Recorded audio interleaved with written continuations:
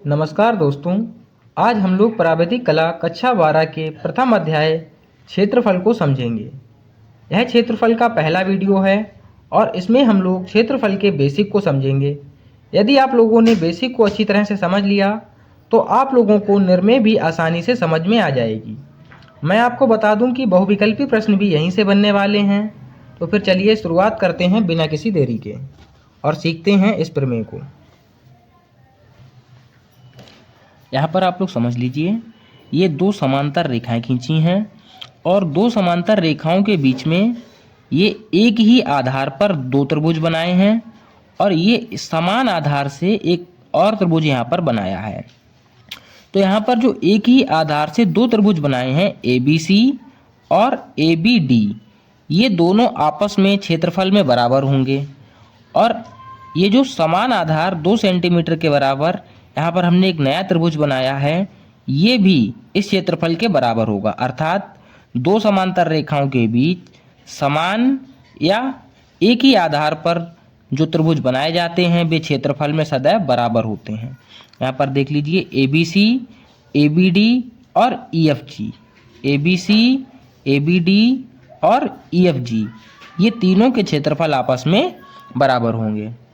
और इसी तरह से समांतर चतुर्भुज का भी रहता है। ये एक समांतर चतुर्भुज ABCD बनाया है और इसी आधार पर दूसरा समांतर चतुर्भुज बनाया है ABEF। तो इन दोनों का क्षेत्रफल बराबर रहेगा। और यदि हम लोग यहाँ पर दूसरा आधार लेंगे इसी के समान अर्थात 2 सेंटीमीटर, तो यहाँ पर इसका भी क्षेत्रफल इसके बराबर रहने वाला है।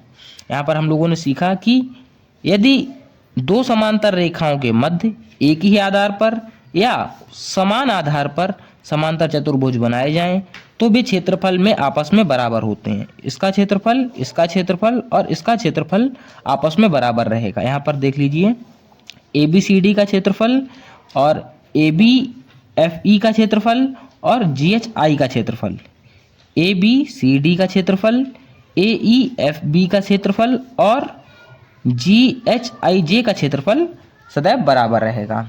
और यहाँ पर हम लोग देखेंगे, ये जो आधार है 2 सेंटीमीटर है और यहाँ पर ये आधार जो है 4 सेंटीमीटर है, अर्थात इसका 2 गुना। तो यहाँ पर आधार का अनुपात 1:2 है, अर्थात इसका 2 गुना है। तो इसका क्षेत्रफल भी इसका 2 गुना होगा। इसका जो क्षेत्रफल है इसका 2 गुना क्षेत्रफल इसका होगा। और इस तरह से यहाँ पर देख लीजिए, आधार 2 सेंटीमीटर है और इसका आधार 4 सेंटीमीटर है, अर्थात इसका 2 गुना है। तो इसका क्षेत्रफल भी इसका 2 गुना होगा। इस त्रिभुज का जो क्षेत्रफल है ABD का क्षेत्रफल जो है इसका 2 गुना इसका क्षेत्रफल होगा AEC का। इसी तरह से ABCD का जो क्षेत्रफल है इसका 2 गुना क्षेत्रफल AGHF का होगा। और एक चीज़ यहाँ पर और देख लेनी है, ये जो आयत है, आयत के अंदर हमने एक त्रिभुज को बनाया है। आयत के अंदर यदि हम लोग कोई भी त्रिभुज बनाते हैं तो इस त्रिभुज का जो क्षेत्रफल रहेगा इस आयत के क्षेत्रफल से आधा होगा। या फिर ऐसा भी कह सकते हैं कि त्रिभुज के क्षेत्रफल का 2 गुना आयत का क्षेत्रफल होगा। और यहाँ पर ये जो लास्ट पॉइंट हम लोग देखेंगे, ये हम लोग बहुत पहले भी पढ़ चुके होंगे, यह है पाइथागोरस त्रिक। यहाँ पर क्या दिखाया गया है, कर्ण का जो स्क्वायर है ये आधार के स्क्वायर और लंब के स्क्वायर के बराबर होता है, अर्थात कर्ण का स्क्वायर इक्वल टू आधार स्क्वायर प्लस लंब स्क्वायर। यहाँ पर हमें बताया गया है कि इसका वर्ग और इसका वर्ग, ये दोनों वर्ग जब हम जोड़ देंगे तब इस वाले वर्ग के बराबर हो जाएगा, अर्थात इन दोनों का क्षेत्रफल जोड़ने पर इसके क्षेत्रफल के बराबर हो जाएगा। जैसा कि अभी हम लोगों ने समझा, अब इन्हें एक एक पॉइंट के माध्यम से हम लोग समझ लेंगे। सबसे पहला हम लोग पहला पॉइंट पढ़ेंगे, समान या एक ही आधार और एक ही ऊंचाई में दो समांतर रेखाओं के मध्य स्थित समांतर चतुर्भुज का क्षेत्रफल बराबर होता है। यहाँ पर हम लोग देख सकते हैं, ये एक ही आधार पर दो समांतर चतुर्भुज बने हुए हैं और ये जो है समान दूरी पर भी हैं। और अगर यहाँ पर हम लोग रेखा खींचेंगे तो वह रेखा इसके समांतर होगी। तो इसलिए यहाँ पर इन दोनों चतुर्भुज का क्षेत्रफल आपस में बराबर होगा। ठीक है। अब हम लोग समझ लेंगे पॉइंट नंबर 2 को।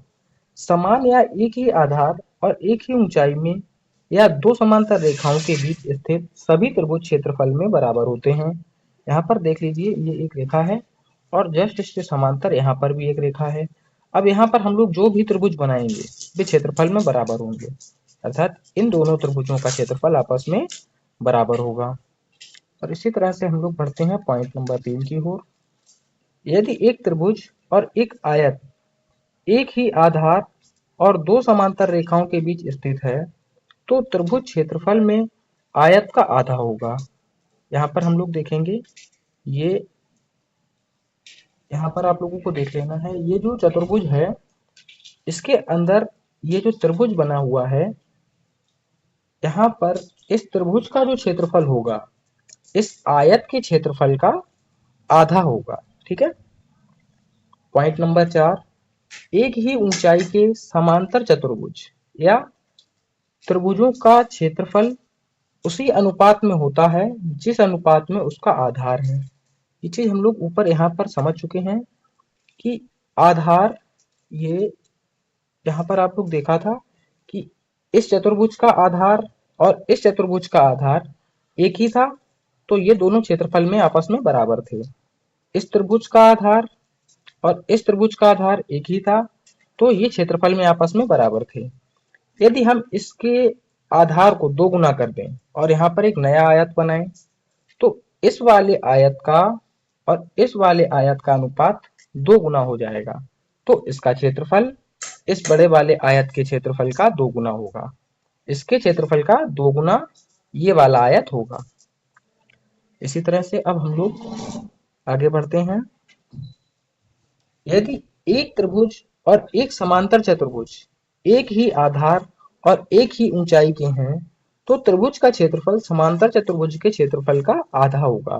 ये चीज अभी हम लोग समझ चुके हैं, ये चीज फिर से देख लेनी है। ये एक समांतर चतुर्भुज है और समांतर चतुर्भुज के अंदर ये जो त्रिभुज बना है इसकी ऊंचाई ये इसके बराबर है। और अब हम लोगों को ये बात पता है कि इस त्रिभुज का जो क्षेत्रफल है इस समांतर चतुर्भुज के क्षेत्रफल के आधा है, या ऐसा भी बोल सकते हो कि त्रिभुज के क्षेत्रफल का 2 गुना इस समांतर चतुर्भुज का क्षेत्रफल है। आगे बढ़ते हैं।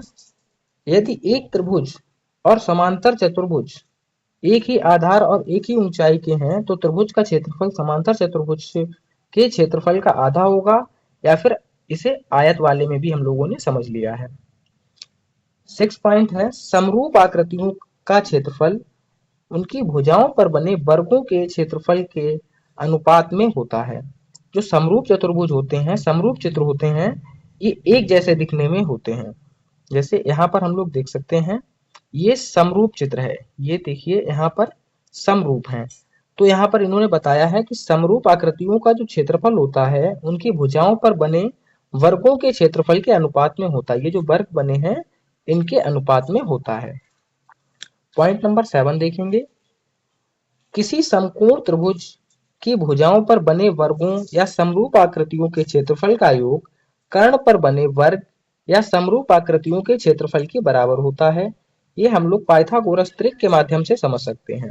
जैसा कि हम लोगों ने पाइथागोरस त्रिक में पढ़ा होगा कि ये जो कर्ण है, ये वाली जो रेखा होती है कर्ण रेखा, और ये वाली आधार रेखा और ये लंब रेखा। तो यहाँ पर पाइथागोरस त्रिक होती है कि कर्ण का स्क्वायर आधार के स्क्वायर और लंब के स्क्वायर के बराबर होता है, अर्थात ये जो ये वाला बॉक्स है इसका क्षेत्रफल और इस वाले बॉक्स का क्षेत्रफल इस बड़े वाले बॉक्स के क्षेत्रफल के बराबर होगा। इन दोनों के क्षेत्रफल को जोड़ेंगे तब इस वाले का क्षेत्रफल हम लोगों को प्राप्त होगा। और इस तरह से हम लोगों ने 7 पॉइंट देख लिए हैं। लास्ट में हम लोगों को क्षेत्रफल से संबंधित कुछ सूत्र और देख लेने हैं जो हम लोग बहुत पहले ही पढ़ चुके होंगे। त्रिभुज का क्षेत्रफल होता है 1/2 आधार गुणे ऊंचाई, और आयत का क्षेत्रफल होता है लंबाई गुणे चौड़ाई। ये देखिए लंबाई गुणे चौड़ाई, और इसे इस तरह भी बोल सकते हैं आधार गुणे ऊंचाई। ठीक है। समांतर चतुर्भुज का जो क्षेत्रफल होता है आधार गुणे ऊंचाई होता है, और वृत्त का क्षेत्रफल पाई आर स्क्वायर होता है। यहाँ पर जो त्रिज्या लिखा है इसे आर से डिनोट करते हैं, तो वृत्त का क्षेत्रफल होता है पाई आर स्क्वायर।